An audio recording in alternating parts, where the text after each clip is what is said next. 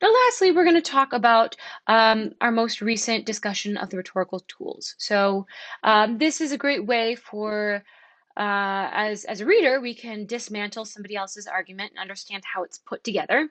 Oh, well, they use evidence and it's only an appeal to my emotions. They don't use any evidence, facts, or they're not very credible, but they just try to manipulate my emotions. So you can kind of pick apart somebody's argument. But then it also helps us then build strong arguments by avoiding any sort of logical fallacies or avoiding relying too heavily on one tool or the other. So what are these tools? We have what we call ethos, or that literal translation is disposition. And this means a person's not just disposition, but credibility or trustworthiness. Do they have a trustworthy disposition, I guess? And how do you establish this credibility? You can do this through the writing style, attitude, and tone. So you might be wondering why I'm hammering on you to use third person and um, to make sure to use specific word choice. That lends to your credibility as an author. If you have a formal academic style of writing, you use very specific words to get to the heart of what you're talking about. This can convince your author that you've done your research and you actually know what you're talking about. When you use vague words like everybody, everything, everywhere, that can signal to your reader that you didn't really read what you're reflecting on, or you didn't really understand it, and so you're using very vague terms to describe it. Also, you want to look at if you're using any reputable authorities, meaning are you referencing somebody who is new to this topic, or have they had 20, 30, 40 years of experience, that sort of thing.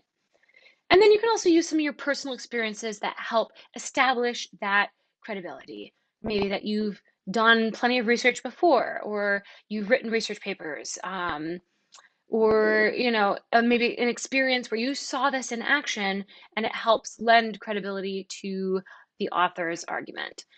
For this final paper, we won't really use personal experiences because that requires I and me statements, but it is something to consider for other papers. Now, there is also the appeal to pathos, which our video a few weeks ago explains that pathos is the appeal for emotions, typically of pity, sadness, or sympathy.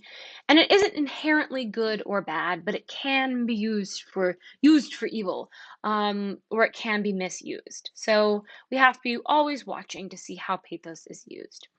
And you can evoke these feelings of emotion through emotional stories. Your language and word choice, if you use emotionally charged language. You can use the audience's core beliefs and assumptions to connect with them and create an emotional bond, if you will.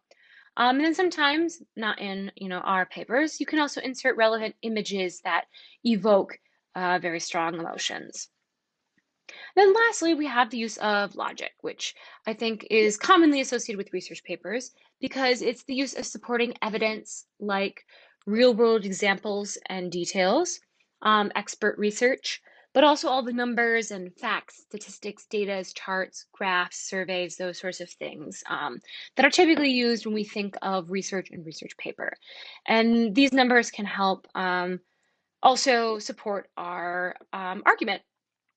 And it's important to know that these tools can all be used together at the same time in a argument or a paper. And it might be important to notice when maybe say pathos is being used more than logos, or it's solely based on logos and there's no emotional appeal or emotional argument, and or if there's no ethos and it's not established, this credibility isn't established, making you question the argument and the evidence itself.